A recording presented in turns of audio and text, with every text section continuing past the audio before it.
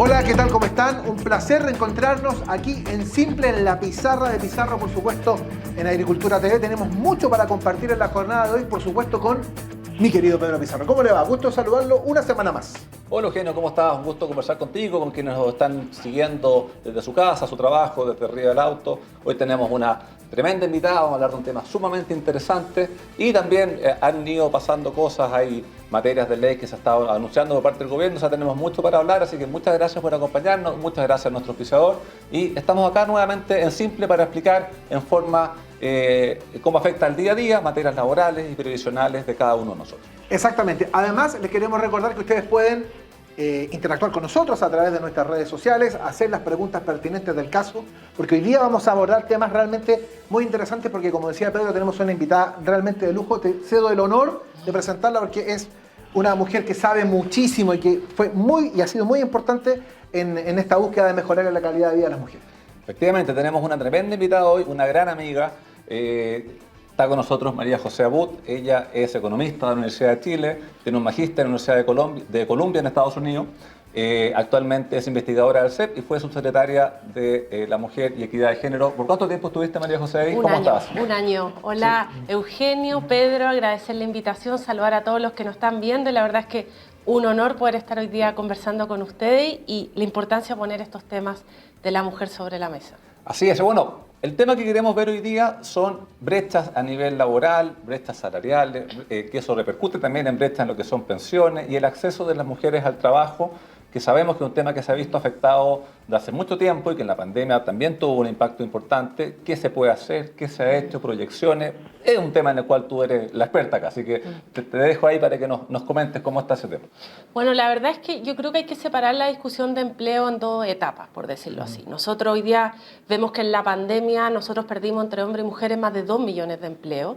Y cuando uno mira los datos del INE, los últimos datos, hemos recuperado gran parte de ese empleo perdido. Quedan solamente 265.000 empleos aproximadamente. La mayoría de esos son de mujeres, 165.000, pero efectivamente la pandemia hizo que la mujer retrocediera más en participación laboral femenina y yo veo esta crisis como una oportunidad también, porque se evidenciaron desafíos que habían en torno a la participación laboral de la mujer con más fuerza. Y yo creo que ahí el principal desafío es la gran barrera que tiene la mujer para entrar al mercado laboral, que es el cuidado de otras personas, el trabajo no remunerado. Hoy día vemos que los mismos datos del INE, también la encuesta CACEN muestran que la principal razón de la inactividad habitual de una mujer, es decir, que no busca trabajo o no está disponible para trabajar, es por razones de responsabilidades familiares. Nosotros pre-pandemia teníamos a 2.900.000 mujeres en esta situación y hoy día estamos en 3.600.000. O sea, eso habla que con la pandemia hemos acrecentado esta crisis de cuidado, por decirlo así, esta brecha con respecto a los hombres y plantea múltiples desafíos, no solamente en materia laboral, pero también en ese cambio cultural necesario de una mayor corresponsabilidad entre hombres y mujeres. Sí, es un tema bien importante porque hoy en día yo creo que a nivel de las generaciones nuestras hay una mayor conciencia del tema de corresponsabilidad. Probablemente cuando uno lo ve con nuestros padres o nuestros abuelos era un concepto muy distinto, sin duda. Tal cual. Pero tenemos que seguir avanzando mucho más allá. O sea, todos los temas de cuidado son temas de dos y obviamente que siendo de dos son más fáciles, pero es un tema que cuesta ir haciendo ese cambio. ¿Y qué hacemos ahí, José, para que estas mujeres que estaban antes trabajando, que tuvieron que salir por la pandemia, puedan volver? ¿Qué se ha hecho ahí? Porque además, Pedro, hay otro detalle que me parece muy interesante abordar con María José, que es el siguiente, porque tú hablabas de dos dimensiones. Hay una dimensión que es la catastrófica, que fue la pandemia, que golpeó muchísimo el tema del empleo y mayoritariamente a las mujeres. Pero nosotros ya veníamos con una brecha estructural de 22 puntos porcentuales, participación laboral, claro, hombre versus mujer. Entonces el trabajo es doble, porque en el fondo es recuperar lo perdido y de ahí nuevamente ponerse a la mochila y buscar estrechar precisamente esa brecha. Sí, yo creo que acá, bueno, han habido grandes aciertos en política pública. Todo este plan de reactivación económica sí ha tenido un enfoque género, uno lo ve en el IFE laboral, en que se entregaba un incentivo mayor a la contratación de mujeres versus hombres, el mismo subsidio Protege, que es un beneficio monetario de 200.000 pesos para todas aquellas trabajadoras con hijos menores de 2 años, que no tienen derechos a la cuna hoy día, y estas medidas que vienen del gobierno anterior se han extendido en el Plan Chile Apoya al actual gobierno, lo cual es una buena noticia. Pero son medidas transitorias, no son medidas permanentes y tal como tú lo decías, Eugenio, nos hacen cargo de los desafíos estructurales, por decirlo. Y ahí es donde tenemos que nosotros, y esperamos ver una agenda de políticas públicas que apunte a los desafíos estructurales, que al final tienen que ver con los cuidados, por ejemplo. Para quienes nos están viendo, expliquemos un poco, María José, este tema del IFE laboral, el subsidio protege, entiendo que está prorrogado hasta el mes de septiembre, lo último que anunció el gobierno. Y un beneficio que efectivamente nos tocó en su momento diseñarlo y partir con esto en el gobierno anterior. Pero ¿cómo se postula? ¿Cuáles son los requisitos para que las personas que nos están viendo que no lo hayan utilizado puedan ir postulando y acceder a estos beneficios? Al final la pega de nosotros termina cuando los beneficios llegan a las personas. Tal cual. Bueno, el subsidio protege a través de la página del CENSE. Acá el foco es llegar a aquellas trabajadoras mujeres que no tienen accesos a la cuna. Nosotros hoy día tenemos una legislación, el artículo 03 del Código del Trabajo, que en su inicio con el objetivo de proteger el empleo femenino, obliga al empleador que tiene contratada más de 20 trabajadoras a entregar el derecho a la cuna. Y vemos que en la práctica eso se ha transformado en algo discriminatorio, porque al final, ¿qué culpa tiene una mujer por estar en una pequeña empresa de menos de 20 trabajadoras no tener acceso a este beneficio? Y también desincentiva la contratación, porque al final uno ve que, claro, un empleador va a pensar más de harto en contratar a la trabajadora número 20 porque le tiene que pagar a todo el resto la sala cuna. Ahora, ¿cómo opera eso? O sea, una mujer que trabaja en una empresa con menos de 20 mujeres no tiene derechos a la cuna, no tiene ningún derecho o tiene un derecho distinto. ¿Cómo es? No tiene el derecho a que el empleador le provea la sala cuna. Entonces ahí es donde este subsidio del Protege busca saldar esa deuda y sobre todo surge en pandemia, cuando vemos que el empleo femenino cae fuertemente por razones de cuidado, cómo proteger el empleo de las mujeres que no tienen derechos a la cuna. Entonces está dirigido a todas las mujeres que están en empresas de menos de 20 trabajadoras, también están las independientes, las trabajadoras de casa particular, y la verdad es que es una tremenda noticia que se extienda, pero hay que ir más allá, porque hay que pensar cómo nosotros hoy día bajamos todas aquellas barreras que no permiten a la mujer entrar al mercado laboral, y no solo entrar, sino permanecer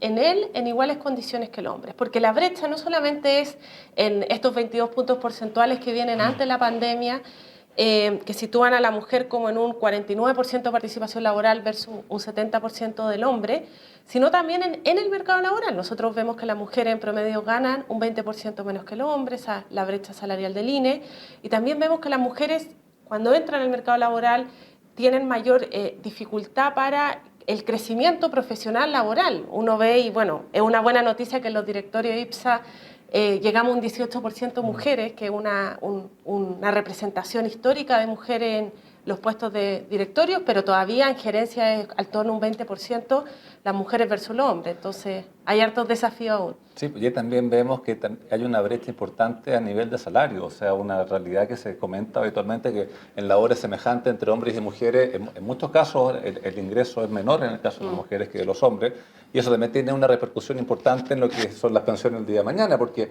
las mujeres tienen un promedio de ingreso más bajo, por consiguiente ahorran menos, y eso súmale que tienen una edad legal de jubilación más baja y una esperanza de vida más alta, y eso te genera una tormenta perfecta a nivel de lo que son las pensiones de mujeres después.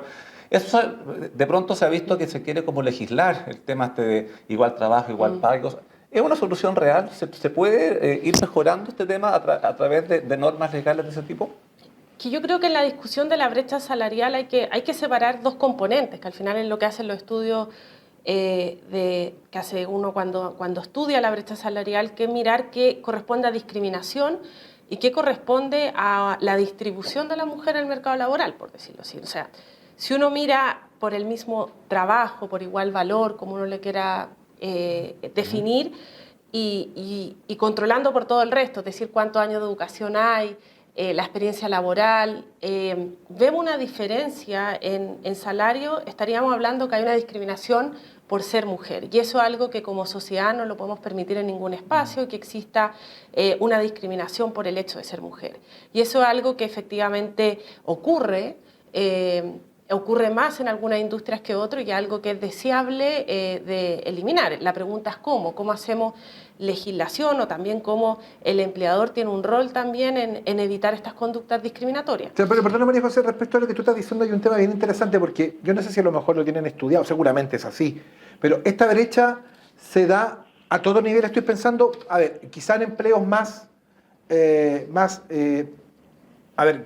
calificados, quizá esa brecha salarial uno debiese pensar que la brecha debiese ser menor, que quizá en empleos menos calificados. ¿Se da así o...? Mira, no necesariamente, ¿no? La brecha varía por industria. Al final, lo que nosotros vemos en el INE lo que hace, y este 20% dice, toma todos los salarios, por decirlo, de los hombres versus los de mujeres, y dice, los hombres ganan 20% más que las mujeres. Entonces, claro, uno puede decir cuánto de eso es discriminación, pero sí también este 20%, como tú dices, Eugenio, un indicador de dónde queremos que estén las mujeres y los desafíos que tenemos en materia laboral, porque al final, por ejemplo, uno ve que en sectores que tienen remuneraciones más altas, como la minería muchas veces, como el mundo STEM, las mujeres tienen una baja representación. Entonces, al final, uno busca, obviamente, cerrar brechas que son discriminatorias, pero también el que las mujeres ganan más tiene un componente de progreso social. O sea, hoy día nosotros vemos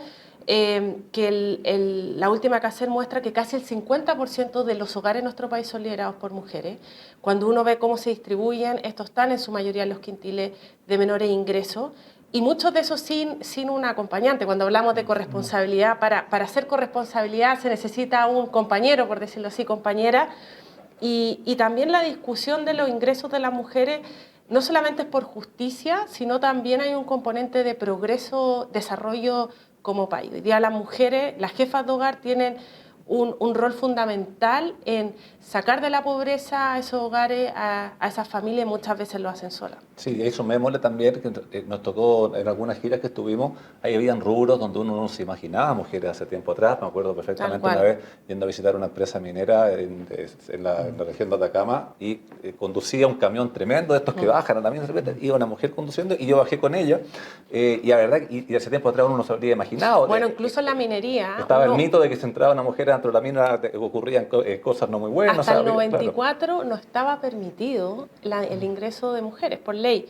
Y eso habla también cómo esta agenda no solo depende de leyes, de iniciativas, sino también de un cambio cultural al final. Hoy día, por mucho que se estén aprobando distintas legislación, por ejemplo, lo mismo que vemos con el permiso por nacimiento hijo que tiene el hombre estos 5 días, en la práctica lo usa el 20%. Entonces, queremos avanzar a un postnatal masculino, es deseable, pero queremos que se use, y eso ahí vemos el rol que tiene la sociedad en su conjunto en este cambio cultural. Sin duda. Bueno, estamos aquí en Simple, en la pizarra de Pizarro a través de Agricultura TV, hoy con María José Abud, investigadora del CEP, ex subsecretaria de la Mujer y Equidad de Género. Hablamos de inserción laboral femenina en nuestro programa. Una pausa muy breve y ya estamos de vuelta. En AFP Plan Vital hacemos crecer tus ahorros con rentabilidad y asesoría para tu futura pensión. Y así, cuando no estés, protejan también a tu familia. Sigamos proyectando juntos tus ahorros para el futuro. AFP Plan Vital, jugamos para el mismo lado. Hay algo en esta vuelta al fútbol que es irreemplazable. El estar cerca para volver a sentir la pasión, el nerviosismo, la alegría. Y cerca para volver a celebrar todos esos pequeños y grandes triunfos. Por eso en AFP Plan Vital queremos ser parte de tus triunfos, con la asesoría que necesitas para que llegues a tu meta. Tenemos 40 años de experiencia administrando fondos, tus ahorros, experiencia 100% digital y cuenta 2 y APP con la menor comisión del mercado. AFP Plan Vital, jugamos para el mismo lado.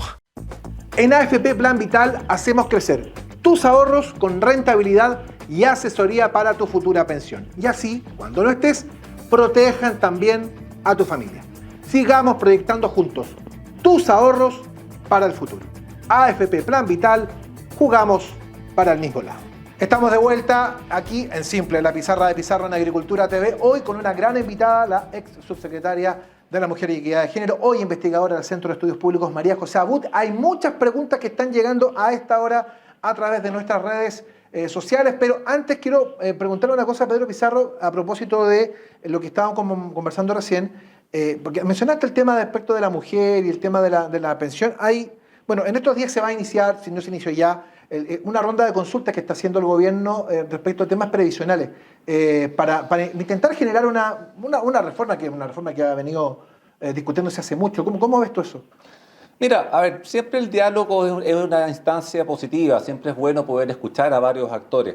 Ahora, respecto al tema previsional, el tema pensiones, ya tuvimos la comisión Marcel, ya tuvimos la comisión Bravo y creo que el diagnóstico lo tenemos todos más bien claro. Y lo que va a salir de este proceso de diálogo tripartito, uno puede intuir por dónde va a ir. Y las soluciones también están más bien claras, es atacar las fuentes de por qué tenemos pensiones bajas, que es el tema de la informalidad, que es el tema de la cantidad de recursos que se inyectan, que es el tema de las lagunas previsionales, y ahí están, la iniciativa tiene que ir dirigida a los puntos que generan esta baja en las pensiones. Entonces esto se ve más bien como un cierto inmovilismo por parte del gobierno. El proyecto lo podría presentar desde ya y los pensionados no pueden seguir esperando. Si está claro por dónde tiene que ir una reforma, está claro los puntos que se tienen que atacar y no puede estar el país esperando hasta septiembre para ver por dónde van a ir avanzando las legislaciones para el día de mañana. Bueno, uno de los grandes temas que está encima de la mesa también, ¿no? El tema de las pensiones y también hay una brecha en el tema de pensiones importante, producto de lo que decía Pedro, María José, ¿no? Respecto de las lagunas previsionales, básicamente, de la imposibilidad muchas veces de la mujer de poder trabajar y de trabajar formalmente. Así es. Bueno, tiene que ver también con la maternidad en sí. Al final uno ve la trayectoria de una mujer laboral y tiene entradas y salidas probablemente, y eso sin duda al final es un castigo en el monto que tiene de pensión. Entonces también es deseable pensar en un sistema de pensiones que considere ese aspecto y que al final de una forma compensa a la mujer por un rol que le toca asumir que es en beneficio de toda la sociedad, ¿no? Sí, ese dato es súper importante. Al menos hasta el año pasado, en promedio, las mujeres cuando se estaban pensionando habían cotizado 12, 13 años y los hombres estaban entre 18 y 20. O sea, eso también te va generando una brecha importante en el tema. Pero nos queda un tema en el tintero recién cuando estábamos Sí, hablando perdón, acá Ana María Rojas me lo pregunta también. Sí. Quedó pendiente lo del tema del IFE laboral, estoy muy interesada con eso, es una oportunidad de trabajo para mí, me dice. Efectivamente, o sea, el IFE laboral, al igual que el subsidio protege, se postula a través de la página del CENSE, se puede hacer en línea. Y el IFE laboral, ¿quiénes pueden postular? Son las personas que no tenían una relación formal de antes, o sea, que tienen un nuevo contrato de trabajo. Es que el contrato de trabajo sea por un monto no superior a 3 ingresos mínimos mensuales, que es un poco más de 1 millón de pesos. Con eso, subiendo los datos a la página del CENSE con su contrato y manteniendo las cotizaciones al día, las mujeres que nos están viendo pueden postular, los hombres también, pero las mujeres pueden tener un beneficio que llega hasta 250.000 pesos, en el caso de los hombres hasta 200.000. En la misma página también, al subsidio protege, las personas que trabajan en una empresa que tiene menos de 20 mujeres y no tienen derecho a esa vacuna, pueden solicitar ahí el subsidio protege, que son de 200.000 pesos mensuales. Mira, Romina López me dice acá, mira, soy diseñadora gráfica, postulé a un trabajo, me llamaron para una entrevista y me preguntaron si iba a tener guagua pronto. ¿Es legal eso? Ilegal. Es totalmente ilegal, o sea, eso no corresponde. Primero hay un tema cultural, tenemos que acostumbrarnos a que la vida privada... Pero lo que dice Romina es muy frecuente esto, ¿no? Sí. Pasa, mucho, ¿no? lamentablemente ocurre, pero eso es totalmente ilegal. En una entrevista de trabajo uno tiene que apuntar a las capacidades laborales de la persona y no el tema personal que tenga, y eso, qué lástima que no quede por escrito habitualmente ese tipo de cosas en la entrevista, pero es hasta un tema denunciable y sancionable si se puede Y acreditar. también ahí habla de lo que conversábamos antes, la importancia de que esto de la inserción laboral femenina y de lo que son los cuidados propiamente tal, de adultos mayores, niños y niñas, tiene que ser asumido por todos como sociedad. Es decir, ahí el empleador también tiene un rol fundamental en no castigar ni la maternidad ni la paternidad de sus colaboradores, sin duda. Estábamos hablando de la pandemia en el primer bloque. Durante la pandemia estuvo la ley de crianza protegida, que me acuerdo que benefició a muchas mujeres que veían terminando su periodo de postnatal y teníamos la sala cuna y los jardines que estaban cerrados. Más o menos, ¿de qué consistía esa ley? La ley de crianza protegida fue una herramienta clave para una etapa bien complicada de la pandemia. Yo creo que acá hay que dividir las políticas entre cuando todavía no nos podíamos reactivar económicamente, es decir, estábamos con todo el sistema de cuidado cerrado y necesitábamos cuidar, por un lado, a otras personas, pero también no perder el empleo femenino. Y yo creo que sin una ley como la ley de crianza protegida, que lo que hace es extender el postnatal de las mujeres, lo que hizo en su minuto, por un lado hubiéramos tenido una mayor pérdida de empleo femenino, de puestos de trabajo, pero también fue crucial para cuidar a los que más lo necesitan, que son los niños, al final, las nuevas generaciones, los niños que ahí tenemos entre 6 meses, 1 año, que es fundamental también en el contexto pandémico que nos encontrábamos, sin duda. Claro, y la ley esa estuvo vigente mientras estuvo el estado de excepción constitucional. Después ya cuando se empezaron a abrir la sala cuna, los jardines, los colegios y volvimos a la actividad presencial, ya no era tan necesario. Sí, ahora Pedro menciona una palabra clave en esto, que es el tema de la sala cuna. Y acá Constanza Middleton me pregunta, ¿cuándo se va a eliminar este requisito de que deben haber 20 mujeres para tener una sala cuna? Sala cuna universal ahora, dice. Mire, yo creo que acá es bien transversal la necesidad de eliminar esta legislación. Uno lo ve y parece bastante inexplicable que todavía no seamos capaces de ponernos de acuerdo en cómo derogar el artículo 203 del Código del Trabajo que establece esta diferencia por número de trabajadoras. Desde, yo creo que Bachelet 1 que se vienen presentando, Piñera 1 también, distintos proyectos de ley, pero no es fácil el financiamiento sobre todo. Yo creo que hay consenso en lo que hay que hacer. ¿Ese es el problema finalmente, un tema de financiamiento para poder terminar con esto, que es discriminatorio sin duda? Yo creo que es un tema de financiamiento porque es un nivel caro, una sala cuna cuesta entre 300.000 pesos. La idea es pensar en mecanismos que no recaigan 100% en el empleador, al menos que sea compartido con el Estado, porque hay que pensar que si un empleador tiene que pagarlo, eso va a tener un impacto en la contratación de las mujeres. Entonces la lógica es quién se hace cargo, pero que incentive la contratación femenina. Y también porque el desafío de los cuidados es mucho más profundo que sala cuna. Hoy día lo vemos también en lo que se ha aprobado en la Convención, el derecho a cuidar, a ser cuidado, a recibir un cuidado, y que algo que es válido, que también distintas organizaciones feministas, Comunidad Mujer, Chile Mujeres, lo han impulsado con fuerza porque tenemos una deuda pendiente como sociedad. Entonces, sala cuna sí, hoy día tenemos un desafío concreto, sobre todo con las mujeres trabajadoras que tienen una discriminación por el lugar de trabajo. Es una necesidad esencial por estos días, sobre todo en este afán de recuperar rápidamente el empleo. Tal cual, pero yo creo que es importante considerar por un lado, bueno, que hay dos proyectos. Hay un proyecto que se ingresó en enero que busca ir al grueso, es decir, uno podría decir, y yo creo que también ahí se complejiza la discusión, no es suficiente. Entonces, es como, ¿qué va primero? Decir, no es suficiente, no tenemos educación de calidad, no es suficiente solamente abordar el nivel de sala cuna, pero a mí parecer que esto requiere gradualidad. Y hoy día la gran urgencia para recuperar, para ponernos al día en empleo femenino es terminar con esta discriminación por número de trabajadoras. ¿Es necesario más medidas? Sí. ¿Qué necesitamos? Necesitamos ampliar la oferta estatal, también del Chile Crece Contigo, mejorar su calidad y también tenemos que pensar en sistemas de cuidado mixto. Uno ve lo que pasa en Europa, lo que pasa, por ejemplo, en países como Francia, Inglaterra, en que están adoptando modelos también de cuidadores de barrio, cuidadores certificados, porque no es deseable siempre para todas las madres, padres, que mandar a su hija o hijo en el nivel de sala cuna, que estamos hablando de niños, niñas menores de 2 años, llevarlo a un establecimiento, sobre todo en invierno, los que somos papás saben cómo se enferman los niños. Entonces también pensar y empezar a transitar en modelos que también podamos hacer cuidados de barrio, como se hace en otros países, en que se juntan vecinos con vecinas, el Estado te entrega la plata, un poco la lógica del protege, que le entrega el dinero versus el cupo en un establecimiento, por decirlo así, es como la libertad de elegir quién cuida. ¿Quién te cuida? ¿Quién te cuida? Y eso es hacia dónde tenemos que ir. Sin duda es más caro que dar el cupo en un establecimiento, pero al final yo creo que es lo más efectivo, y eso lo muestra la literatura y la evidencia en cuanto a las preferencias de las personas, de los padres. Y eso podría permitir cerrar brechas importantes de participación laboral femenina, que son las mujeres al final las que hoy día están cuidando. Sí, pues este proyecto que tú mencionabas recién, que se ingresó en el mes de enero, que tuvo muy buenas presentaciones, me acuerdo en su momento. ¿En qué está? ¿Sigue en el Senado? Está en la Comisión de Trabajo del Senado. Creo que se está poniendo en tabla de nuevo por la comisión y yo creo que acá el llamado es que esta agenda no tiene que tener color político. Yo creo que lo hemos visto, los desafíos de género no son del gobierno turno, sino son de la sociedad en sí, tampoco del Estado. Y esto, el desafío de sala cuna es algo urgente, ahí hay consenso transversal, lo hice los organismos internacionales, la Comisión Nacional de Productividad, y algo que tenemos que abordar y tenemos que llegar al mejor diseño. La propuesta que está, que la trabajamos en conjunto con el Ministerio del Trabajo el año pasado, es algo que se puede mejorar, es un punto de partida para una discusión, pero hay que hacerse cargo del problema. Y tampoco podemos esperar a ver qué pasa en la futura constitución.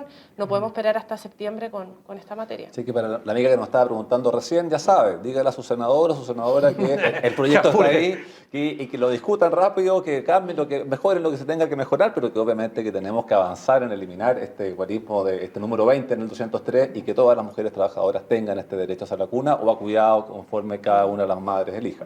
Sí, ahora, lo comentabas tú recién, la eliminación de este artículo sin duda que va más en la línea de lo estructural, claramente, de lo estructural, Claro. que no quizás en el tema de la coyuntura, de la rapidez para ir recuperándose ese trecho de empleos que faltan. Sí, y aparte que ahí también debiese ser este financiamiento, que sabemos que el financiamiento puede ser un tema complejo, debe ser compartido por todos los trabajadores, algo parecido a lo que tenemos con la ley sana o con otro tipo de ayudas.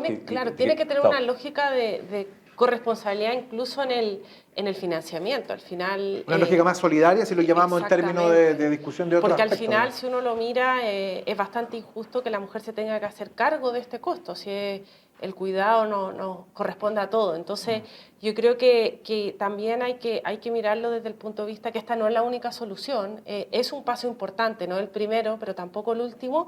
Y la agenda de cuidado es más ambiciosa, requiere de pensar no solamente en el nivel de sala cuna y no solamente para las mujeres trabajadoras, sino también están grupos importantes como por ejemplo, las mujeres, que son en su mayoría que cuidan a personas dependientes. Es una discusión importante, una deuda pendiente que tenemos como sociedad y hay que construir de lo que hay, pero sí hay que armar una buena política al respecto. Sí, respecto a los subsidios que estábamos hablando recién, me estaban entregando aquí algunos datos que es importante conocerlos. O sea, la cantidad de mujeres... Saque la chuleta, muestra nomás, si no hay problema. Que esto lo saqué de la rendición de cuentas de la cuenta pública que hace el CENSE todos los años. Entonces este año el director del CENSE, Ricardo Ruiz, que ha hecho una muy buena labor en CENSE, en su cuenta pública, nos contaba que en Subsidio Protege más de 45.000 trabajadores fueron beneficiarias de este subsidio, y de todos los subsidios al empleo del CENSE, que ahí están todos los subsidios para la vuelta al trabajo después de la pandemia, que se han entregado a más de 1.500.000 trabajadores, el 53% de los beneficiarios han sido mujeres. O sea, obviamente que el foco que se ha puesto en mujeres para permitir que puedan ir recuperando la participación laboral que había pre-pandemia, se ha ido utilizando y tenemos que un 53% de estos beneficios han ido concentrados en ella. Creo que es una buena noticia que ese enfoque. Es una buena noticia. Al final uno ve que efectivamente estas herramientas han dado el resultado esperado. Yo creo que cuando uno mira la situación de marzo 2020, es decir, la situación prepandemia y el hecho que hoy día podamos decir que hemos casi recuperado los 2 millones de empleos. 2 millones de empleos es mucho lo que se perdió. Llegamos a la cesantía de casi el 20. Son números, bueno, la verdad es que muy complejos y que al final vemos en la mujer que tuvo un impacto mayor y eso no ha sido casualidad. Efectivamente acá han habido acciones y ha habido una agenda que ha buscado recuperar ese empleo de la mujer con mayor fuerza que el del hombre, sin duda, porque sabemos que es un empleo al final que estamos al debe y que también, como decía anteriormente, que el empleo femenino también tiene un rol fundamental en el progreso de miles de hogares. Sí, pues y ahí también haciendo el punto, desde el punto de vista de las pensiones, que hablábamos también que las mujeres se ven más afectadas por todas las razones que estamos viendo. Sí. También, obviamente, que la solidaridad que se incorpora en el sistema tiene que tener un foco de mujeres. O sea, bueno, de hecho, el proyecto de ley que se quedó estancado en el Senado contaba precisamente con ese aspecto, ¿no? Había efectivamente, un margen que buscaba precisamente compensar esa brecha. Efectivamente, el proyecto de ley que se aprobó en la Cámara de Diputados, que llegó al Senado, pero que ahí no pudo seguir avanzando, contemplaba un beneficio para hombres y mujeres, y para acceder al beneficio la cantidad de años que había tenido que cotizar las mujeres era más bajo que la cantidad de hombres, reconociendo que cotizan durante menos tiempo, y el beneficio que se entrega en este beneficio que sigue en el Senado era de 2,7 unidades de fomento para las mujeres y 2 unidades de fomento para los hombres. Con eso, obviamente, que la brecha no se termina, pero uno la va reduciendo de a poco, así que tampoco uno va con una sola medida a lograr reducir la brecha completa, o sea, aquí uno tiene que ir por diversos aspectos haciendo que esta se vaya achicando lo más posible. Sin duda. Sí. Bueno, ha sido, creo, un programa muy interesante, muy entretenido, y nos siguen llegando preguntas. Yo la verdad les agradezco enormemente porque tenemos mucha gente que nos está viendo y tengo muy claro que el tema del empleo femenino, dada la coyuntura, dada de dónde venimos, dado de lo que está pasando hoy día y dado también el tema cultural, es realmente un tema muy actual y que cuesta mucho que que finalmente logremos dar pasos sustantivos, es lo que es la idea. Que hay que por lo pronto resolver la urgencia de la que venimos. Pero ha sido, creo, muy interesante, así que yo quiero agradecer muchísimo la presencia de María José, que realmente nos ha explicado de manera muy simple, muy sencilla, cómo es el espíritu de este programa, en qué consiste esto, hacia dónde vamos y hacia dónde deberíamos ir. Muchas gracias a usted, Eugenio, Pedro, por la invitación. La verdad es que ha sido un gusto esta interesante conversación. Bueno, y usted, nos vemos la próxima semana. Gracias, María José, por acompañarnos hoy. Gracias, Eugenio. Próxima semana también estaremos con un interesante invitado viendo aspectos laborales o previsionales, lo más simple para el día a día de cada uno. Así que nos estamos viendo. Gracias a nuestro auspiciador y que tengan una buena semana.